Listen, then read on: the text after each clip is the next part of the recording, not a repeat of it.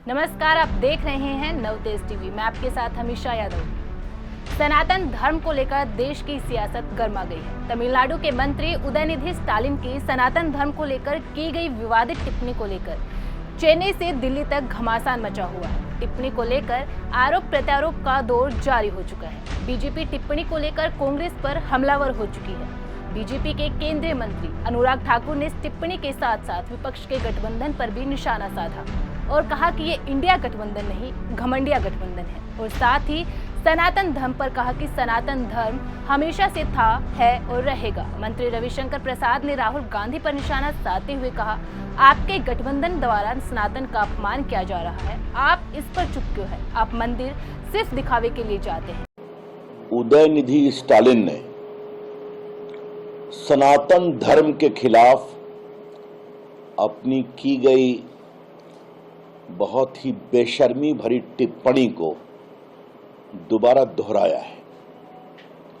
आज के अखबारों में उनकी टिप्पणी छपी हुई है। उन्होंने क्या कहा था, यह देश को बताना जरूरी है और उनके एग्जैक्ट कोट को मैं कोट करना चाहता हूं। Certain things like dengue, malaria and corona needs to be eradicated, not merely opposed.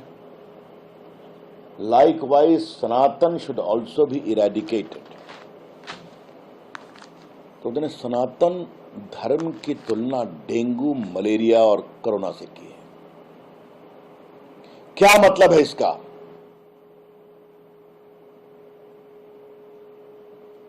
और उनके साथ कार्तिक चिदम्बरम साहब के पुत्र, जो भ्रष्टाचार के आरोप में गंभीर ट्रायल फेस कर रहे हैं, वो भी हैं और वो भी कह रहे हैं सही है।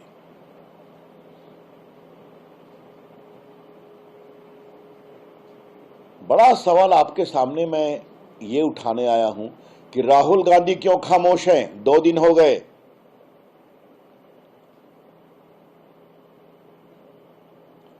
राहुल गांधी जी तो कहते हैं कि मैं हिंदू हूं, अपने गोत्र की बात करते हैं, मंदिर मंदिर घूमते हैं, जल चढ़ाते हैं। तो मतलब हम जो कहते थे कि आप पाखंड करते हैं, तो वो साबित हो रहा है ना वोट के लिए। नीतीश कुमार क्यों शांत है? बहुत दावा कर रहे थे कि मैंने सबको एक कर दिया मुंबई में,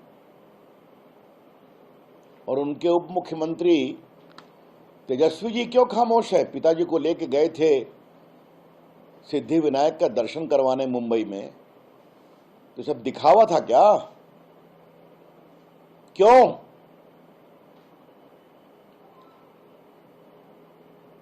ये स्पष्ट है कि वोट बैंक की राजनीति के लिए ये जो घमंडिया संगठन का जमावड़ा है, ये हिंदू चिंतन, हिंदू सोच, हिंदू धर्म का विरोध भी कर रहा है और ये करते रहेंगे वोट के लिए। इनकी बुनियादी सोच हिंदू विरोधी है। मैं राहुल गांधी को आज बताना चाहूंगा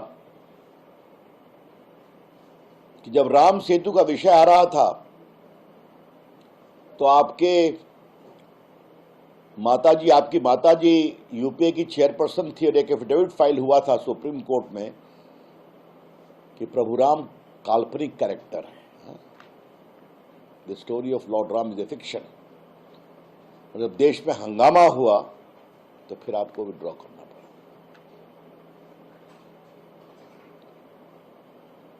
जो उदयनिधि स्टालिन के दादाजी थे, स्वर्गीय करुणानिधि जी, उन्होंने उस समय कहा था कि प्रभु राम किस इंजीनियरिंग कॉलेज में पढ़े थे जो उन्होंने राम सेतु बनाया।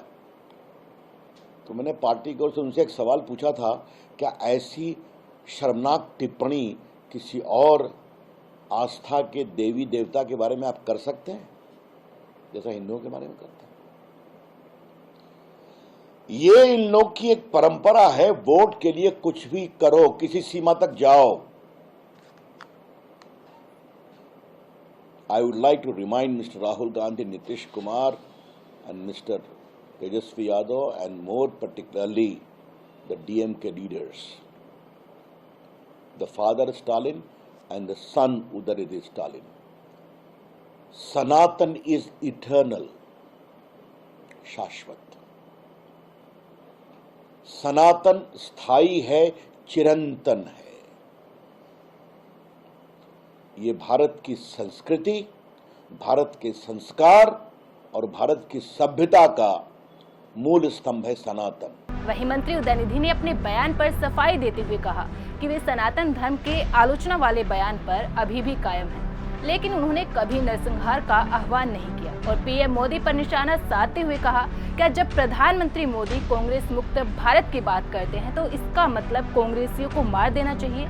सनातन धर्म बयान पर कांग्रेस अध्यक्ष मल्लिकार्जुन खड़गे के बेटे प्रियांक खड़गे ने कहा, कोई भी धर्म जो समानता को बढ़ावा नहीं देता वह मेरे अनुसार धर्म नहीं है.